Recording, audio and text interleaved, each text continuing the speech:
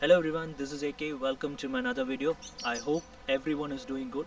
Well, actually today's video is about border reopening plans which is being implemented by Immigration New Zealand. So that's what today's video is about.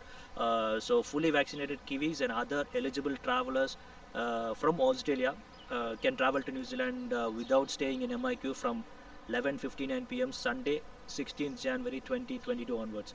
So fully vaccinated Kiwis and other eligible travelers can enter into New Zealand from all other countries from 11:59 p.m.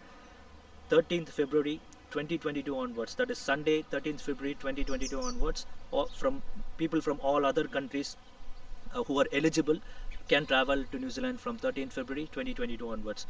All fully vaccinated individuals will be able to travel to New Zealand from 30th April 2022 onwards. And countries which are considered as high risk, which is Indonesia, Fiji, India, Pakistan, and Brazil.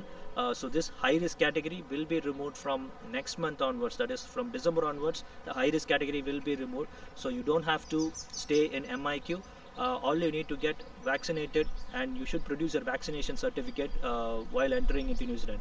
New Zealand, the government has a clear plan where you need to meet certain criteria, which is before traveling to New Zealand you need to get a COVID test, and you need to be tested as negative, and you need to carry a vaccine certificate, and once you enter into New Zealand you should self-isolate for 7 days and get tested again after 7 days, and if you have tested negative you will be able to join the community. So that's what the procedure which is being implemented by Immigration New Zealand.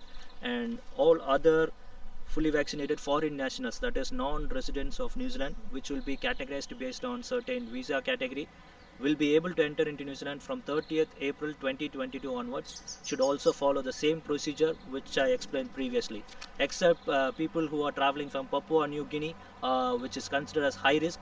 Only New Zealand citizens will be able to travel to New Zealand directly.